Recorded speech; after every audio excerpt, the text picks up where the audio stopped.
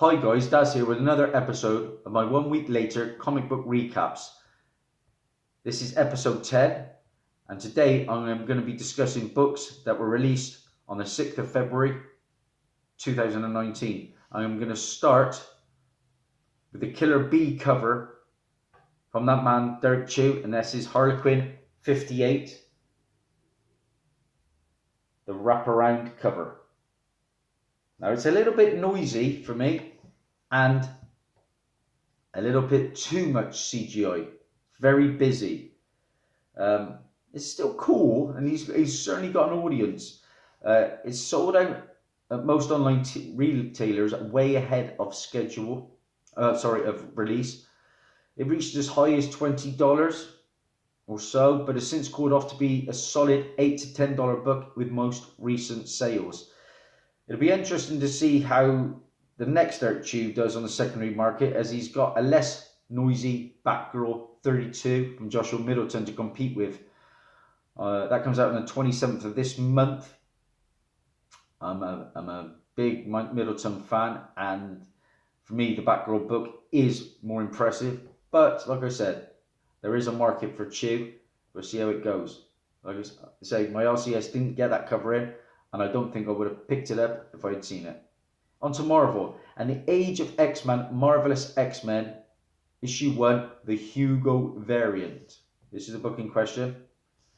I didn't see this one either, but I wasn't particularly looking for it. Not a bad cover. It's not jumping out at me, I must admit. It sold out pretty quickly online, but it's not seeing any love on the secondary market now. Most recent sold listings are about a buck over cover. Nothing to write home about. Perhaps some collectors are just like me, call us old school, but these computer generated covers, they don't seem to have the comic book feel.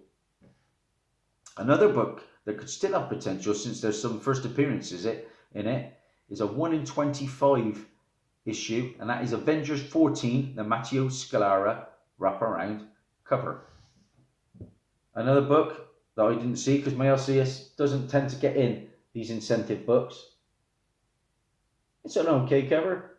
Again, not jumping out on me, but like I say, it's got some new villains. Now, this book, if you could find it for about the $20 range, is a nice pickup. A recent sold listing went for $60 with a bunch of others in the mid-30 average range. It could be a long-term hold. Like I say, it's got some villains that if they become popular over time, it could jump up, because most Marvel ratios are pretty poor picks. But if there's a significant appearance in them, they can be turning into hidden gems. Onto the indie and small publisher books. And a book that I did look for, but of course, no joy for me. Silver Sprocket, it is Magical Beatdown, issue 1. Again, looked no joy. I believe it's a much smaller looking issue than a regular sized comic, if I'm not mistaken. Now, Magical Beatdown saw sales as high as $20 to start with, but most recent sales are hovering around the $10 mark. Not a bad pickup if you can find them. It's got to have a really small print run, that one. Another one is that's doing pretty well is God Mode from Keen Spot. God Mode, and it had 3 covers, I believe. It seems to be that the A and the C covers are the one that's selling the most. That's your A cover. Moving on, we have the C cover. These are the 2 that were doing the best on the secondary market. There is also a B cover, I believe, and I think this is the B cover, if I'm not mistaken. So, let's have a little bit of info about that. It's now a solid $10 book on the secondary market. Looked, again, couldn't find it. Another book with a really small print run. If you can find it for cover, you're on to a little bit of a winner there, I think. Could be a long-term hold, that one. Now the last book is a storyline I have been following for some time now. I have issue 1. I have issue 1, the second and third printings. I have issue 2. I've read issue 1. It is a fantastic read. I can't speak highly enough of it. There's something about these covers that are just stand out as well. Reminds me a lot of Interview with a Vampire. And the book I'm talking about this time is These Savage Shores, issue 3. A book that actually came from Forbidden Planet for me. At one point I had about 20 open orders. I've started cancelling them. This one's arrived with again with a spine tip. What can you do? This has obviously got a very small print run. I believe issue 1 now. I've got another book I found in Forbidden Planet on the shelves. Is closing in on a $50 book.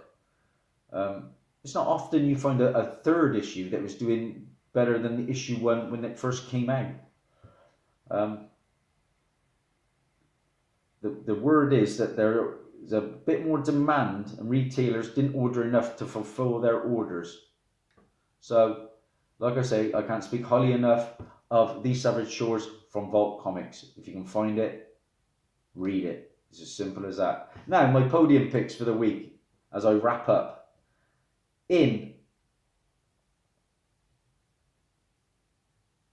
My bronze medal this week goes to Magical Beatdown.